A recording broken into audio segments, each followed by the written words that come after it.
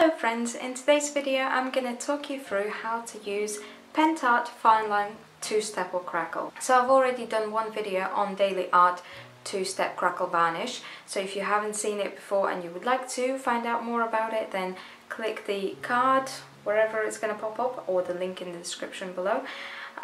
So today we're going to specifically talk about Pentart 2-Step Crackle Varnish, and it's specifically the Fineline one. I haven't tried the other ones just yet. Hopefully I will soon. But this is the kind of look that you can achieve with this varnish. So as you can see, it gives you really nice, very fine, very delicate cracks. So compared to Daily Art Crackle, it's very delicate and very pretty and very porcelain-like, which is what I really like. So before we get started, you will need your step 1 and step 2 Fineline Crackle Varnish by Pentart. You will also need some acrylic brushes that are a bit like that, so they're very soft. You will need some metallic pigments. These are the pigments that I have. They are also by Daily Art. I have them in royal gold and I have them in copper. So unfortunately, because this crackle varnish has to be sealed with a solvent-based sealant, you will have to use specific pigments that are made for this kind of thing. So these ones work really well. I have mixed a little bit of copper with black soft pastel before, and it does work fine, but it has to be like a really almost like 3-to-1 ratio, where there's still more of this than there is of the soft pastel. I once tried just using soft pastels, and as soon as you apply your varnish, the varnish dissolves the soft pastels, so the cracks basically disappear pretty much. So it has to be something that is specifically made for artistic ventures. And then you will need some kind of varnish to seal it with. It has to be a solvent-based varnish. This is the one that I used by the brand 151. It's a spray yacht varnish. It is durable and quick drying. I'm not sponsored by them, once again. I'm not sponsored by anybody. But out of all of the solvent-based varnishes that I've tried, this one seems to be the best so far. And I just found it at my local discount store just down the road from me. They have like a little DIY section there, so I found it there, and I'm going through like the 3rd can, which if you do have any suggestions for a good solvent-based varnish that is actually quick drying, and when it dries it doesn't take like 3 months to cure till it's fully tough and durable and it's not tacky anymore, then please do let me know, because I am really, like, so far this is the only one that I've found that has actually worked. So so this is the one that I use. And then to show you how it all works, we're going to use this lovely black, which I've already kind of almost finished decorating now. There will be a video coming on Thursday showing you how to get this look and how I did this whole black. It's not 100% finished yet, but yeah, so far all I've done is I've applied a napkin, some varnish over the top, and then some paint to age the edges essentially, but it is just a water-based varnish on here. You can apply step 1 onto pretty much any surface. The varnish that I've used here is Decorator's Varnish by Polyvine, the flat matte one. But yeah, so we're just going to apply crackle varnish onto this and seal it. So I'm going to show you how to apply it, how to evidence the cracks, and how to finally seal it, and then we'll see the final result at the end. Okay, so I have my plaque, I have my varnish, and I have my brush. So first of all, we're going to need to apply step 1. Well, on here it says component 1, but all you need to know is that it's number 1. So we take this, I open it up, and I dip my brush, and I'm just going to apply it all over this main surface area, so all the way up until this little border that I created with a contour liner. So I just dip my brush, pick up a little bit at a time, and it is quite thick and also kind of smelly. I am getting the contour liner as well with my brush, but It wasn't intended, but it's okay because when I go ahead and apply my step 2, I'm just going to go over the contour liner as well, because what will happen if I don't cover it with step 2 is that this layer 1 is going to stay tacky after it's dry. So when the step 2 starts crackling and it opens up so that the pigment can stick into it. And if I just leave step 1 on here and not cover it with step 2, when I go to apply my pigment, it will stick to these parts and it'll just stay there and it won't go away. So it's important to make sure that you always cover your step 1 with step 2. So I'm just trying to get as even of a layer as I possibly can. So you'll know when it's dry because you'll see that it will turn completely transparent. So at the moment it's a little bit milky. When it's fully transparent, that's when it's dry. I wouldn't advise touching it with your fingers. Now that you've started this whole process of applying Crackle varnish with this Pentart one, it's very important that you do not touch it with your fingers at all, because wherever you touch it with your fingers, when you go to apply your pigments, the pigment will stay in the shape of your fingerprint. I don't know how it works, magic, but yeah, learn from my mistakes. Don't do it. So now that I've applied my step 1, I'm just gonna let it dry for a few hours. You could use a hairdryer to help speed up the process. Just make sure that you use it on the cold setting and from as far as possible, but it is better to leave it alone and just let it dry naturally. So I'm gonna leave it for a few hours until my little one goes back to bed. So I'll see you in a few hours. Okay, so it's been a few hours and my component number 1 has turned completely transparent. As you can see, it's completely dry. So it's now time to apply step 2. You will notice that it's different in color. This one is more like yellowy and transparent. And so again, just like last time, I'm just going to take it with my brush and apply it all over component 1. This one isn't as thick, but because component 1 is a little bit sticky, it doesn't glide onto the surface as well. So again, you just need to make sure that you go nice and slowly. And again, I just make sure that I get in everywhere. I tilt my plaque so I can see what I'm doing and if I've got any bits missing. So as you can see, I'm just tilting my plaque to make sure that I've covered all of the areas, and where I can see that there might be a little bit missing, I just gently go back in and drag a little bit of varnish over it. And now I'm gonna leave it to dry.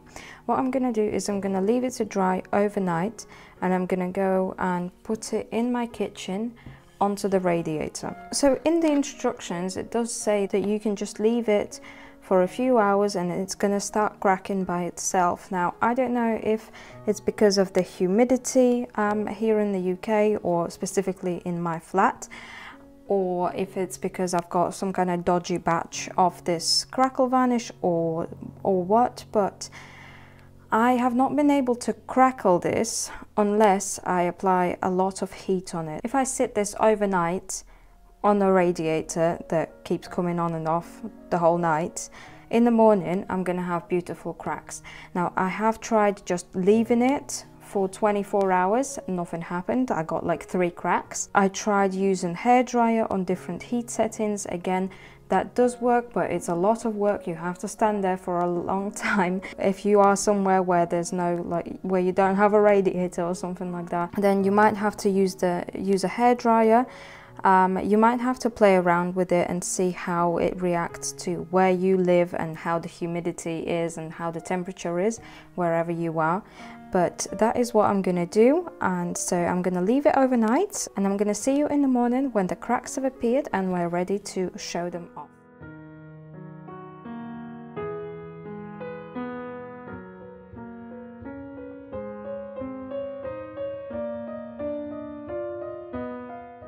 Okay, so it is the next day now, and as you can see, I have my lovely cracks all over my plaque. As you just saw in the last clip, I had a little bit of a trouble with leaving my plaque overnight on the radiator, so it turns out that it was off actually, and so nothing happened the whole night. So when I woke up in the morning, there was 0 cracks.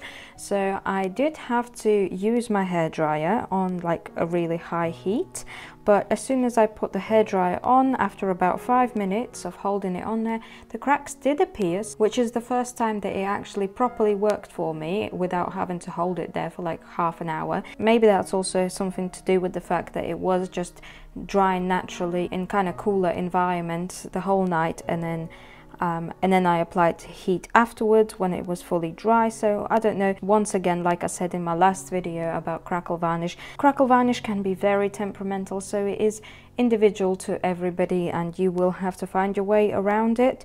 My goal here is just to show you how to sort of work it, the basic things that you do need to know, and the basic principles, but then some finer details you might have to work out yourself. Now, now we're going to show off the cracks, and so I'm going to use this gold pigment. So this is the Royal Gold. It's also, as you can see, by Daily Art, and I'm just going to use this fluffy acrylic brush, and I have some toilet tissue to wipe the excess away. So you can't just brush away the excess with this. It does have to be some kind of tissue or a cloth to wipe it away. I've been using just a little bit of toilet tissue to wipe the excess away. And so just going to open this up, dip my brush, and I'm just going to do it kind of over this placemat here so that it doesn't get all dirty, and I just swirl it around everywhere. As you can see straight away, the difference between this Crackle Varnish and Daily Art is massive. So see how many cracks there are, but then as soon as you start showing them off, they don't scream in your face. They are very delicate, very gentle.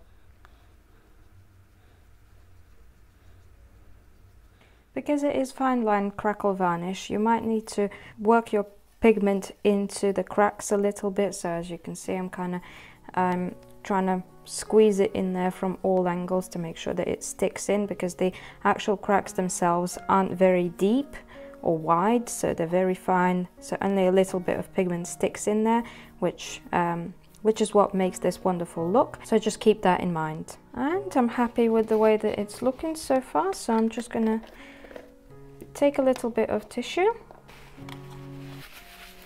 I'm gonna kind of like buff it in, if you will, rub it away gently.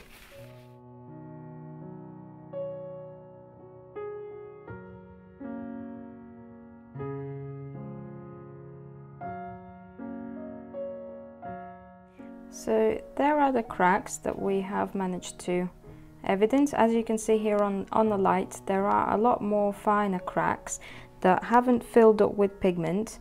So I'm gonna go back in and add a little bit more. Also, because I am using gold over sort of this very brown color, it might not be showing off as well as, for example, a black pigment would. It is much closer on the spectrum to the color that we already have, so it's not really showing it off as well. Again, something that I do need to invest in, more proper metallic pigments. So I just added a little bit more. Now let's wipe it away and see what happens.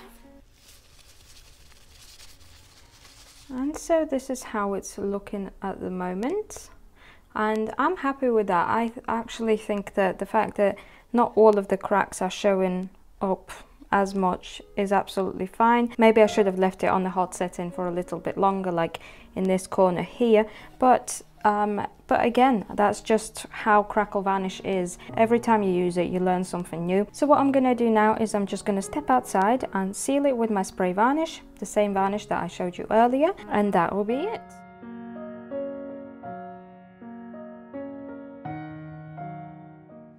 Well, there you go. This is the plaque that we created.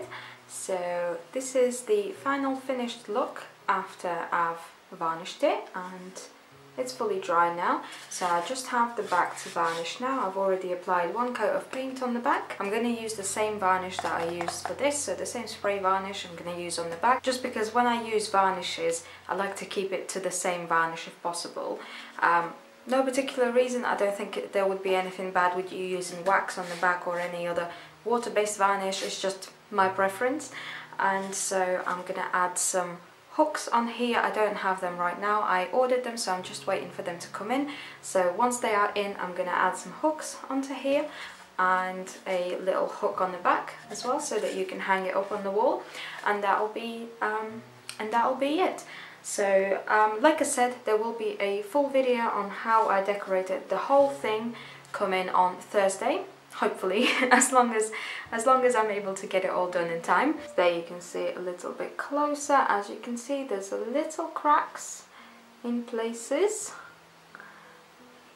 You can't see too many of them, probably because I didn't hold the hairdryer on for long enough for the cracks to open all the way up here at the bottom. So again, something new that I've learned this time. So just as one final sort of tip that I can offer, if you're going to use Fineline Crackle varnish, as you can see, because I used gold pigment over this brown darker coloured base, it's not as visible as it would be if it was a contrasting colour, so it might be something that you want to think about. So if you do a lot of light coloured work, so white, creams, etc., you might want to invest into some darker pigments, so black and dark brown and so on. And then if you do a lot of dark work, so if you use a lot of browns and blacks in your bases, then you might want to invest in some lighter pigments, so white pigment, cream pigment, so it needs to be something contrasting. For me personally, I am kind of all over the place. I'll do a light coloured thing one day and then a dark coloured thing the other day, and then it's going to be something very colourful. So for me, it's going to take some time for me to grow my collection. But yeah, so there you go. This is the end of the video. Thank you so much for watching. Thank you so much for suggesting this video idea. I can't remember the name of the person who suggested it. I'm ever so sorry, but I hope that you found this video helpful. If you have any questions for me, if you would like me to make a video on a specific topic, then please do make sure to let me know in the comments, or send me a message on Facebook or on Instagram, because I'm always looking for ideas and I would like to answer the questions that you have. Again, if you would like to connect with me on other social media platforms, or if you would like to keep up with sort of behind the scenes and what I'm doing and so on, then make sure to check out the description. The links for all of my social media are down there. If you would like to see more videos like this, then make sure to subscribe and give me a thumbs up. And when you subscribe, click the little bell so that you get notified every time I upload a video. And I will see you guys in the next one. Bye bye!